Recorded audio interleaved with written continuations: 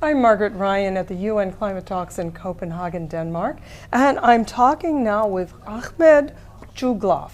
He's the Executive Secretary of the Convention on Biological Diversity that's based in Montreal, Canada. Thank you so much for joining us. Pleasure. Tell us, the Convention on Biological Diversity, it actually was signed at the same time as the Rio Treaty back in 1992. Now, what is your role in the UN system here? The Convention on Biological Diversity was open for signature at the same time than climate change in Rio in 1992. And I think beyond the coincidence of timing, I think it's also the fact that the two conventions are mutually supportive. We do believe that if climate change is a problem, biodiversity is part of the solution. And generally, we tend to see the climate change only from a technological standpoint, from the energy lens perspective, forgetting that it is also an environmental issue. Climate change affects biodiversity, and biodiversity can contribute to climate change. So therefore, one of the objectives of the climate change, Article 2, is to ensure that the ecosystem can continue to perform their role as adaptation to climate change and continue to fulfill their function and their services. Now, the CBD has just put out a new report pointing to the difference climate change can make and how heating of the atmosphere may endanger more species. Can you tell us a little about that?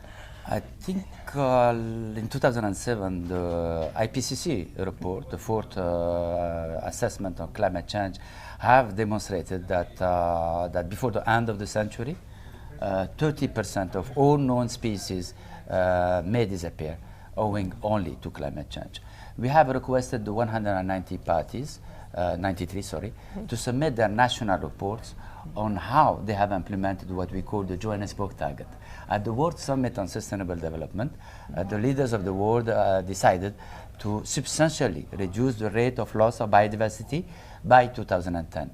And to this end, they have been requested to report on how they have done it. And we have received so far 100 reports. And all these 100 reports have identified climate change as one of the major driving force behind the loss of biodiversity.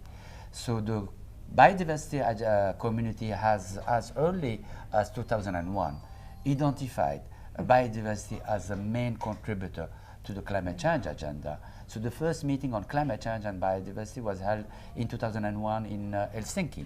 And 4 years ago, in our conference in Brazil in 2006, they have adopted a decision to ensure that all the work program of the convention, be it agriculture, be it small island, be it marine, be adapted to climate change. And as a result, at the last meeting of the Conference of the Parties in Bonn, they have established an expert meeting on the relationship between climate change and biodiversity. And the report has been submitted last week officially to COP15, Copenhagen, and it is the most scientifically grounded report on the relationship between climate change and biodiversity, and demonstrating also that for each degree centigrade of a warmer temperature, 10% of all known species may disappear. So the idea to stabilize the warming of the planet to 2 degrees means that we are deciding at the same time that 20% of all known species are condemned. So we are dictating a condemnation to kill them by deciding to limit the warming of the planet by 2%. So the discussion that's been going on here, one of the big issues has been the small island states asking that temperature rise actually be kept to 1.5%. That would make a big difference to Absolutely. The species of the planet. Absolutely. At least we will be able to save 0.5% of the species that we know. And as you know, the scientists have recorded so far around 2 million. Species, terrestrial and marine, but according to the same scientists, we may have 15 million, we may have 30 million, and at the same time, while we are mastering technology and progress and science to let us know better what we have, we are destroying this at unprecedented rate. And of course, this has consequences on the climate change agenda. As you know, the melting of the glacier will release the carbon which has been sequestrated for millennia in the permafrost. The warming of the oceans are weakening the capacity of the ocean to absorb carbon. As you know, 30% of all the carbon generated by the planet are absorbed by the oceans. The forest also, the warming of the planet will weaken the capacity of the forest to perform their role. The destruction of the wetland, the peatlands, as you know, we have lost peatlands. For 50% of all the wetlands have disappeared since 1900. So therefore also they are a fantastic carbon sinks. Due to the land use, urbanization, we are losing tremendous assets that are vital for the climate moderation.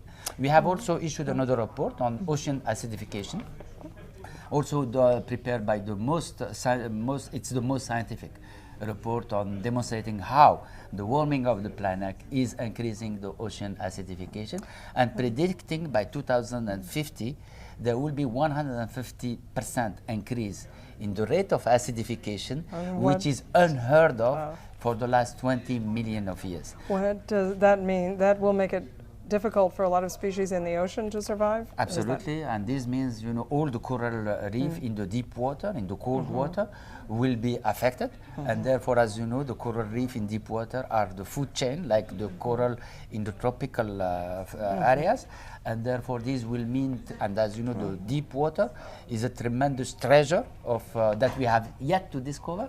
I think last week the UK scientists under the Marine Sciences of Life, which is the encyclopedia of all the marine species, have discovered 5,000 new species under deep water. So the destruction of the deep water will have tremendous consequences, not only on the marine and coastal biodiversity, but also on the capacity of the ocean to continue performing their role as a climate stabilizer and moderator. Now, REDD, and that's sustainable forestry and land use practices, have all been under discussion here. Does that also intersect with your concern about species? Absolutely, but unfortunately this avoiding deforestation and forest degradation is seen only as a carbon sink. But of course it's a carbon sink, but it's a living organism that we need to protect, and there are people there. So we need, as you know, 80% of all known biodiversity terrestrial is located in tropical forests.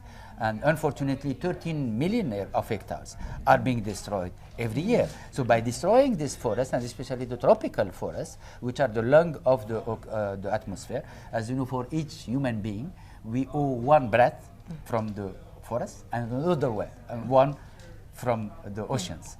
And these two are being affected by climate change. So any actions that are taken here that will lead to lessening the destruction of tropical forests or lessening of acidification work right into your area and will help sustain more species or keep them from being extinct? Of course, because healthy ecosystems are fundamental for healthy atmosphere, and healthy ecosystems are fundamental for human health also. So we will never be able to solve the climate change only through new and renewable technology or energy efficiency. We will address it, of course, with these new means, but we have to address it through an ecological and environmental standpoint by preserving the ecosystem of the planet. Because if climate change is a problem, we believe that biodiversity is part of the solution. Okay. Ahmed Djoghlaf, Executive Secretary of the Convention on Biological Diversity. Thank you so much. Thank you. Thank you very much.